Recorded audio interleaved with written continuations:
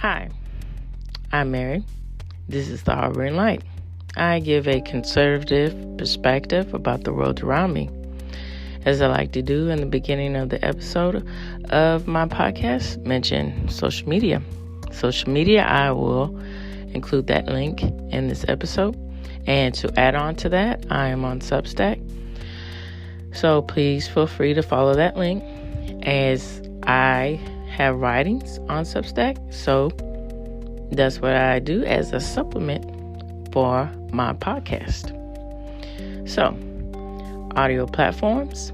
I am on iHeartRadio, Audible. I am on Amazon Music. I am on Overcast. I'm on Spotify for podcasters, and I'm looking to grow to wherever you enjoy your podcast. I am on that. Now, this episode is the continuation of the Halloween theme for the month of October. I'm talking about Michael Jackson's Thriller, that is. So I'm going to do a deep dive on that, and I'm also going to add on to that interesting facts. So let's talk about it and let's get into it.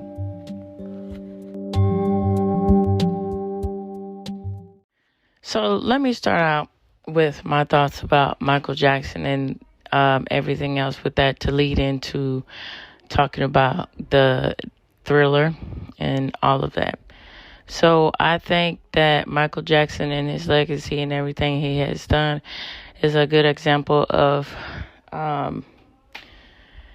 taking the next step and thinking in a way to amplify your voice and using your songs and your messages to connect with people in ways unimaginable. And I think being encouraged and showing other people the encouragement to push boundaries helps to create a path of thinking about things in new ways. Now, what I'm saying about this is when MTV, when it first was on the scene in the 80s, and, it was a creative medium for musical artists to connect with their fans or connect with people or connect with people who support that type of music. And, the thing with music, everyone has their own ideas about what they like, what they don't like. And, it's very subjective. And when a musical artist that comes along that's able to capture people's attention from all, not only, racially people connecting with the music internationally, that's really something to say about that. And I think it had a lot to do with Michael Jackson's ability to want to cross boundaries and explore what you can do, what you can say with music. And I think the Thriller, the music video and the song in itself is a prime example of that. And there's a lot to be said about it too. Even with the backlash of all the allegations that happened with Michael Jackson and all that, and his untimely death, I think that his music and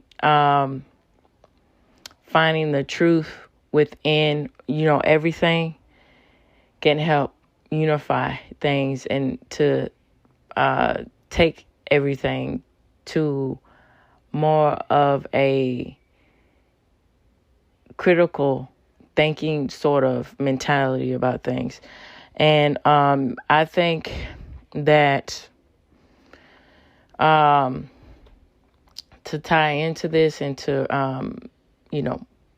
wrap up my thoughts about this, I think everything that is said and done in the media, and it was said and done about celebrity, you can pretty much take that with a grain of salt. A lot of times it's true, and most of the times it's not true. But it's one of those things that,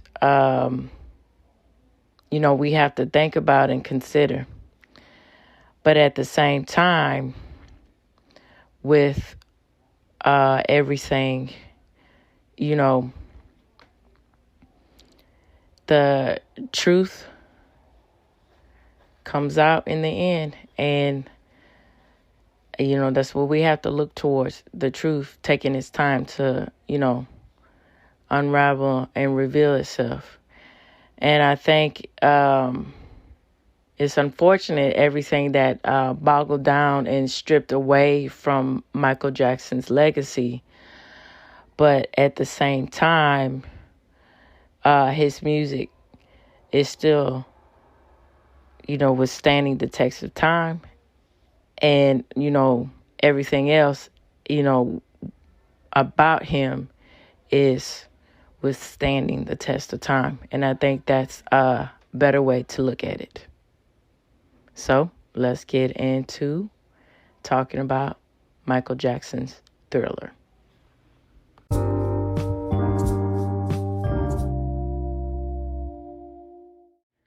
All right, so the transformation to Thriller, working on Jackson's sixth album, produced by Quincy Jones.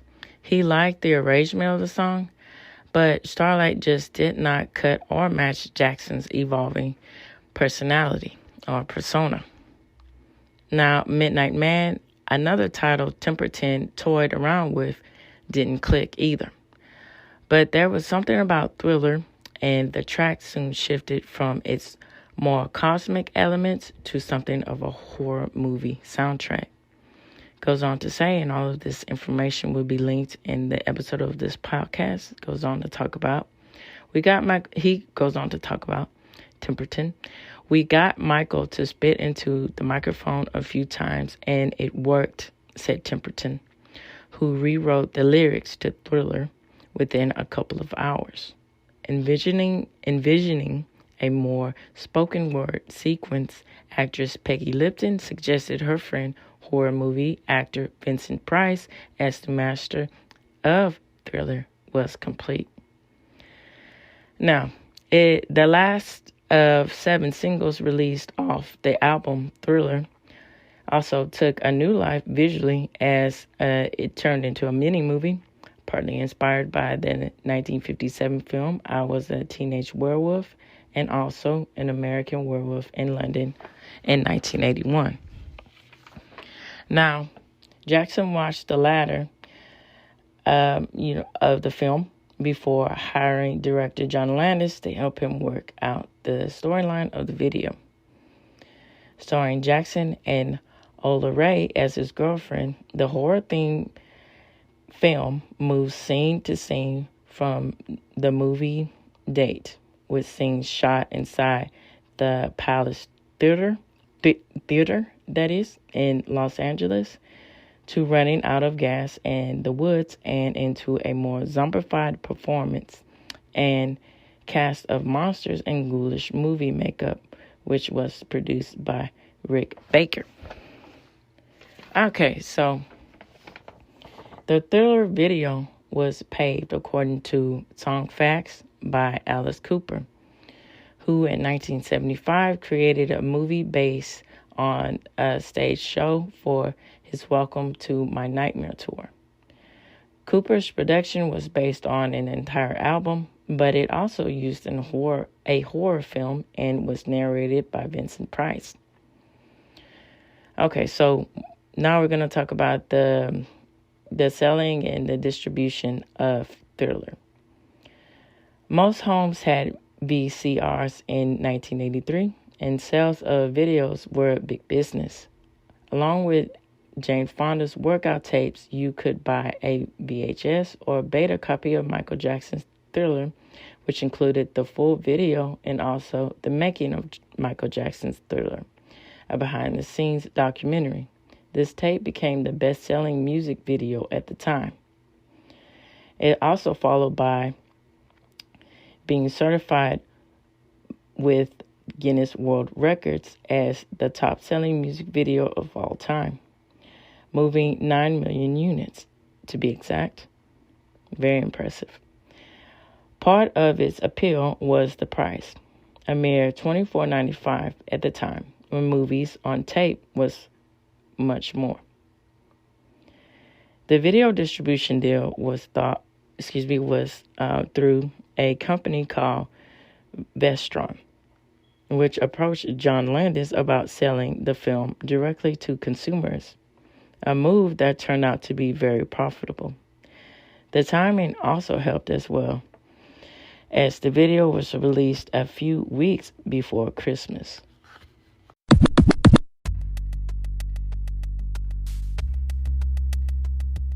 Now, here are some interesting facts about Michael Jackson's Thriller. The song wasn't always called Thriller. Michael Jackson's most famous chart topper and music video, the early draft for it, did not have the same imagery we all know. Songwriter and drummer Rod Templeton was behind such huge hits for Michael Jackson as Rock With You and Off the Wall. When legendary producer Quincy Jones brought Templeton on board to write songs for Jackson's sixth album, he turned in a song called Starlight. Jones liked the song but thought it needed a new hook and sent the songwriter back to the drawing board. Templeton said he wrote 200 or 300 titles, but the best was Thriller because you could visualize it on the top of the Billboard charts.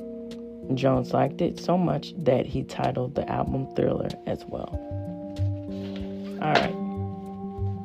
Background vocals were recorded in a shower stall. Jones kicked off the recording of Jackson's Thriller album in a Santa Monica studio by announcing, "Okay guys, we're here to save the recording industry." The crew then spent long hours undertaking this massive responsibility with a great care and ingenuity. The crew used every inch of the space they could to record and mix the album. Bruce Wheaton, an audio engineer who worked with Jones on the album in 1982, said the album's distinctive sound came from some creative use of acoustics. Some of the background singers actually recorded their parts in a bathroom shower stall to take advantage of its unique acoustics. He also had Jackson record and then re-record his vocalizations over each other to give Michael's voice a unique character. Alright. Jackson wanted Landis to direct the Thriller video after seeing An American Werewolf in London. And Landis was the director of Thriller. Now, Jennifer Beals was originally offered the role of Jackson's girlfriend. Now, Michael's famous outfit came from John Landis' wife. Now, the making of Thriller, the documentary, that is, raised the money to make the actual video.